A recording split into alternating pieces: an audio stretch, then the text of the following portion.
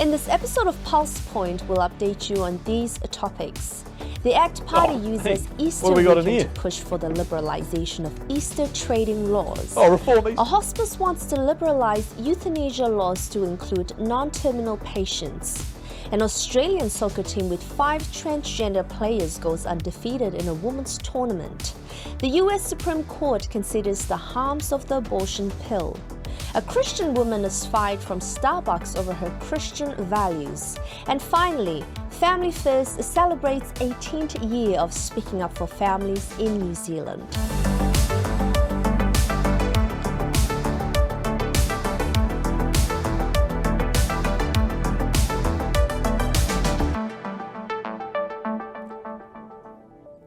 Welcome to PulsePoint, the latest media stories and research related to family and society that you need to know about from both New Zealand and overseas. Let's cut through the spin and uncover the real issues. I'm Tambi Stowers. Over the Easter weekend, rather than celebrating the religious significance of the weekend as many New Zealanders were, the ACT Party was using it to push for the liberalisation of Easter trading laws. Oh, hey, what have we got in here? Oh, reform Easter trading laws. Well, the good news is I've got a bill in the biscuit tin. That means businesses, customers and employees can spend the long weekend the way they see fit with their friends and family. Happy Easter, everyone. National leader Christopher Luxon also made a pledge during both last year and this year to review the laws. This is what he said last year. And with the election spinning ever closer, Luxon made an Easter promise to review the holidays trading laws. Something we're definitely up for review. In response to this latest call, Family First put out a media statement rejecting any liberalisation of Easter trading laws. Economic improvement needs to be finely balanced with family and community time. Anzac Day, Easter and Christmas remain as the few times when the whole country stops and takes a break. How long before attempts are made to liberalise trading laws around Anzac Day and Christmas Day? Public holidays are a social good. Poll after poll has shown that both parents and children want to spend more time doing family things like picnics and holidays together. However, this is becoming increasingly difficult as the retail industry is required to work almost every day of the year. Significantly, we are aware of some major retail chains who do not open on Easter Sunday, even in areas where they're allowed to. However, this is not an issue about choice, as the ACT Party is trying to argue. For many workers, they don't have the luxury of choice as to whether they work or not. Coercion to work will be a very real threat. Tourists will be fine. Many countries have public holidays with shops closed, and tourists accepting it as part of the local culture and identity. We should keep the Easter culture for the sake of families. Also, over the Easter weekend, the state broadcaster One News did a 2-part series on calls to expand the criteria for our new euthanasia laws, which came into effect in 2021 after the referendum. But One News' general messaging was not about possible abuse of the law, concerns about coercion, depression affecting the decision-making capacity of the patient, or patients feeling not a right to die, but a duty to die. The overall emphasis was on why the law should be liberalised in the upcoming review. Disturbingly, it included calls from Totara Hospice in South Auckland, the only hospice in New Zealand to allow euthanasia, calling for the removal of organisations conscientiously objecting to perform euthanasia, allowing doctors to raise options for euthanasia to vulnerable patients, and to remove the 6-month eligibility, which would then allow for euthanasia for non-terminal patients. When assisted dying, they talked about it. The politicians bringing it in. Mum always said, I'm going to do that. If it comes in, I'm going to do it when I get too bad because I don't want to be a burden to people. Last year, Gillian made the call to end her 7-year battle. She was 72. Mum had just done chemo and all of that. And she messaged me at one point and said, I've lost all my hair. I'm towards the end. And that was hard. If we want to see how dangerous euthanasia laws can become, we need only look to Canada. Recent stories indicate that Canadians are now dying by euthanasia for reasons of poverty, homelessness, disability, a lack of access to medical treatment, and mental illness. As we know in New Zealand, access to the best palliative care we can offer is not always possible. Too many New Zealanders are unable to access acceptable end-of-life care. Also, some hospitals have no specialist palliative care services at all. We'll continue to fight the euthanasia law because nothing in the law guarantees the protection required for vulnerable people, including the disabled, elderly, depressed or anxious, and those who feel themselves to be a burden or who are under financial pressure. You can read more on this issue on the familyfirst.nz under euthanasia fact sheets. An amateur Australian women's soccer team known as Flying Bats FC has stirred controversy after winning a tournament. The team included 5 transgender women, in other words, 5 biological men in a women's tournament, including one game in which one of the men scored 6 goals as part of a 10-0 win. They basically dominated a women-only tournament and claimed the $1,000 prize. Some of the outrage of this is that the all-female teams that they played against were not advised at all that they'd be playing against biological males.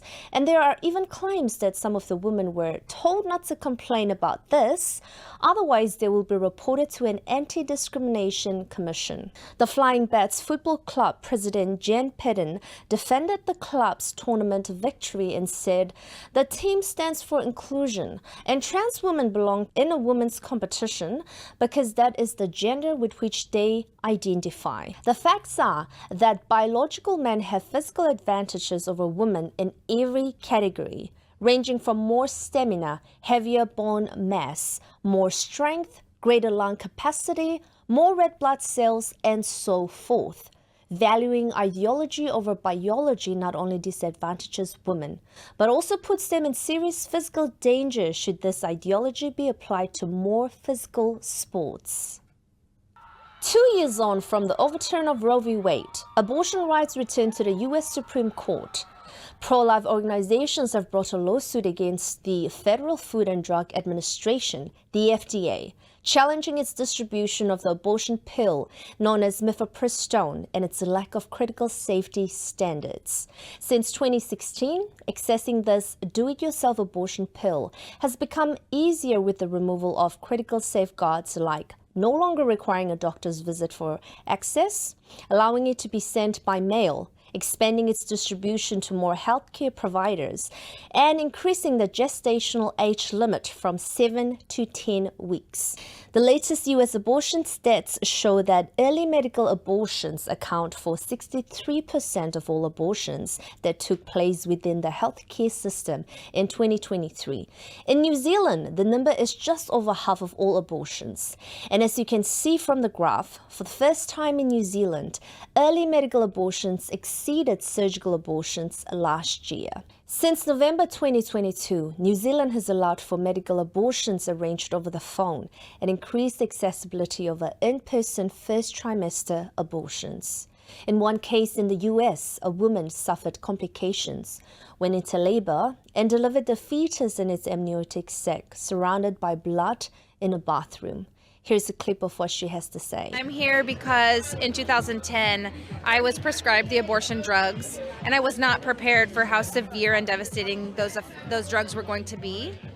And I found myself on the bathroom floor, covered in a pool of blood, wondering if I was going to survive the procedure completely alone, until I reached down and lifted out of my body the perfectly formed transparent sac with a recognizable baby inside. And it was so incredibly traumatic. I suffered horrific side effects, not only physical in the moment of the procedure, but to this day I still suffer from post-traumatic stress disorder, and it's something that has followed me since that day. Whilst abortion pills won't go away, this current U.S. lawsuit is a reminder that the fight to protect life in and outside the womb and to protect the woman from the effects of abortion continues. We will closely watch this case.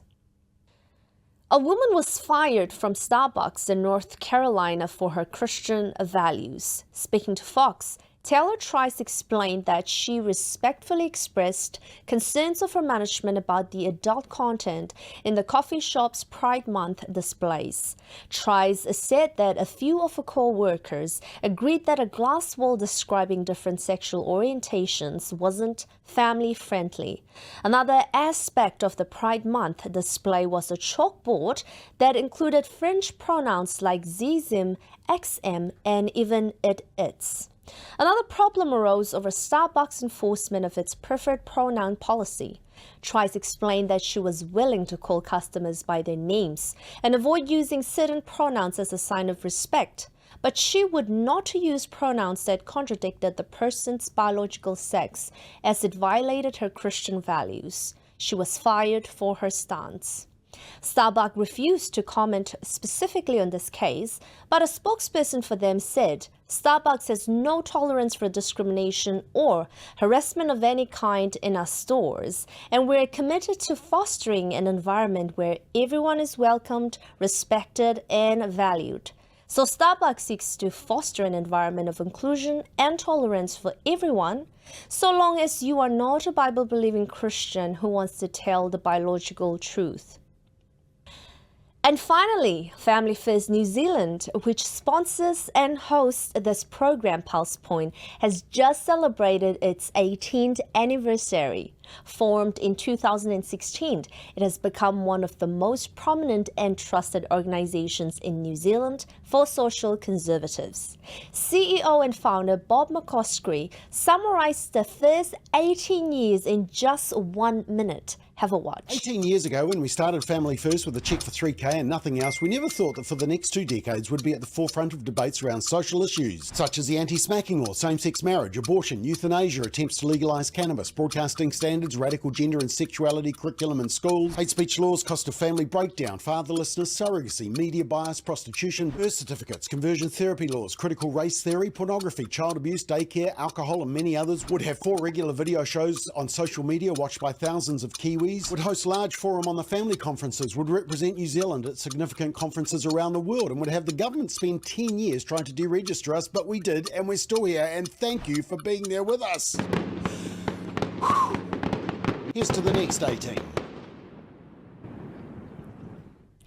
Wow, congratulations to Bob and Family First. I count it a real privilege to be part of this team.